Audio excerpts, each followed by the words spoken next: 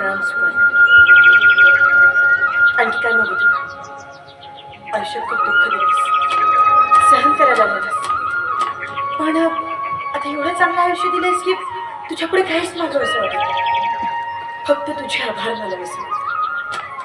वाईट दिवस दाखवलेस, दुःख दिलेस, पण त्याच परतीच्या काळात एक दादा दिलास, माझा मना दादा, ज्याने मला सावरलं, मला जगायला शिकवलं.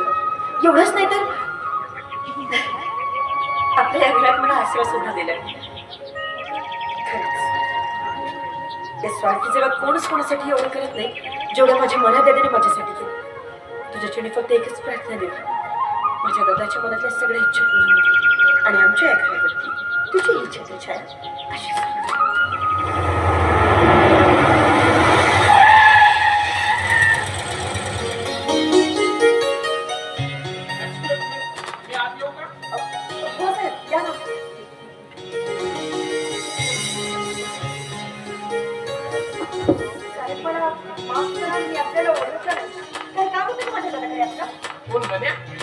त्याच्याकडे काहीच काम नाही. तू ओळखते माझ्या म्हणून दादा? हो मण्याला आणि तुला पण पण मला कसं कळलं?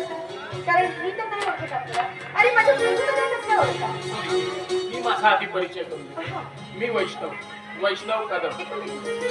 वैष्णव कदम म्हणजे त्या शिवा इंडस्ट्रीजचा मालक? अरे माझा भाऊ तिच्याकडेच काम करतो ना. म्हणजे मी आधी पहिले येते पण चहा एक मिनिट. इथे बसायला अथवा चहा घ्यायला आलो नाही तर माझं तुझ्याकडे काही काम होतं आणि मला तुझ्याशीच बोलायचं. पण साहेब आपण यापूर्वी कधी भेटलो नाही, कधी बोलत पण नाही होते. मग असं अचानक माझ्याकडे काम काही कळत नाहीये. सांग, सगळं सांग. तू संत गाडगेबाबा महिला वृद्धाश्रमात काम करतेस ना? आजपासून 1 वर्षापूर्वी खूप मोठा कार्यक्रम झाला होता. त्या ठिकाणी मी पारितोषिक वितरण करून आलो. मी तिथेच तुला पहिल्यांदा बघितलं. तू अशी कोपऱ्यात चेअरवर बसली होती आणि निस्वार्थपणे वृद्धांची सेवा करणारी महिला म्हणून माझ्या हस्ते तुझा सत्कार झाला होता. आठवलं नाही? आठवलं. ते श्रीमंत वैष्णव कदम म्हणजे तुम्ही? पण मग साहेब मी सांगितलं आणि माझ्याकडे काय काम होतं आपलं? नाही म्हणजे एक मिनिट, अगं श्वास घेतली की नाही? थांब जरा, किती प्रश्न विचारते. सांग तू कुठे राहतेस, काय करतेस हे मला त्याच दिवशी मण्याने सांगितलं आणि तसा प्रस्तावही ठेवला होता. पण त्या प्रस्तावावर मी 1 वर्ष विचार केला आणि आज आलो तुला विचारायला. साहेब तुम्ही कशाबद्दल बोलत आहात मला काहीच कळत नाहीये. जरा स्पष्टपणे बोला ना. सांग. सुहासिनी या शहरातील सगळ्यात श्रीमंत माणसांपैकी. घर, गाडी, घोडा, नोकर, चाकर सर्व काही सुख माझ्या पायाशी लोढण घालतात. पण सुहासिनी तुला सांग, एवढं सारं असूनही मी मात्र भिकारीच. माझ्या मुलाला जन्म देताच त्याच्या देवाघरी निघून तेव्हापासून मी माझ्या बाळाचा एकट्याने सांभाळ केला. मुलगा वाढलाय, मोठाही झाला, पण आईच्या प्रेमाला म्हटला. ती गेल्यानंतर मी सुद्धा एवढे दिवस एकट्यानेच काढले. पण माझ्या मित्रांनी आणि आप्तेष्टांनी माझी खूप समजूत काढली आणि त्या पोराला आईचा आधार मिळावा. म्हणजे तुम्हाला म्हणायचं काय?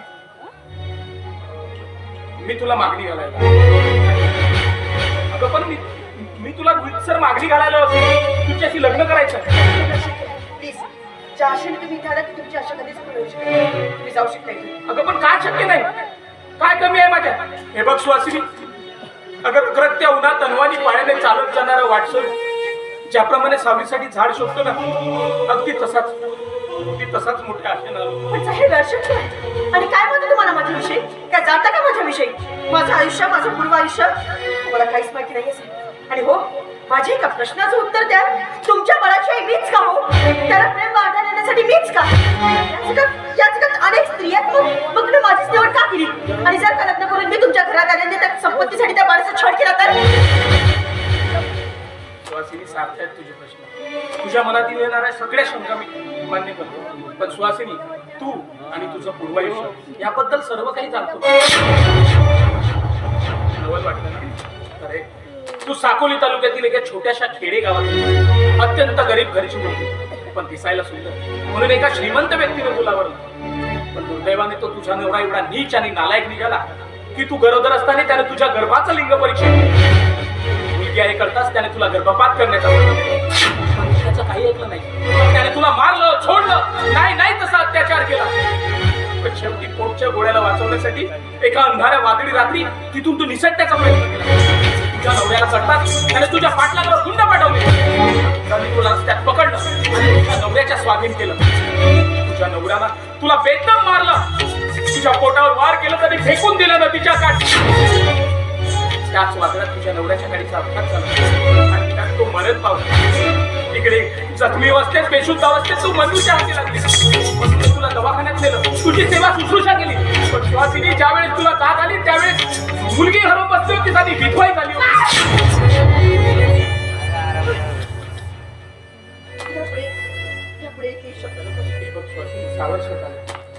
आणि आता तुझ्या शेवटच्या प्रश्नाचं उत्तर की मी तुझीच निवड का केली. सुहासिनी, ज्यावेळेस मी तुमच्या वृद्धाश्रमात आलो त्यावेळी मी माझ्या प्रत्यक्ष डोळ्याने बघितले.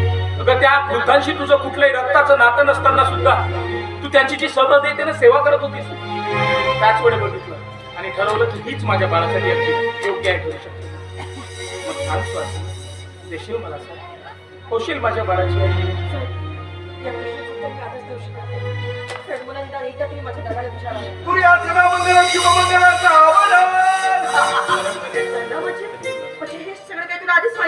अगं सगळं यानंच तर घडवून आणलं. हे काय बोलताय साहेब तुम्ही? मी कुठं घडवलं? तुम्हीच तर घडवलं ना जावई बापू.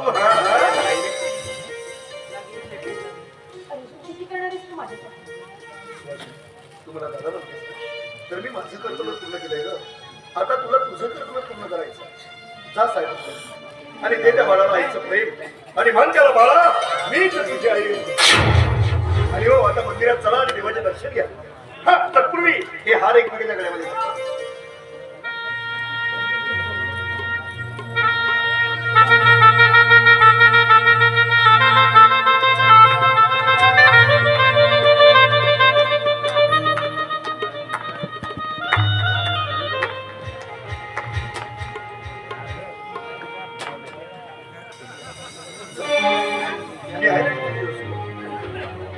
गाडी थांबतो.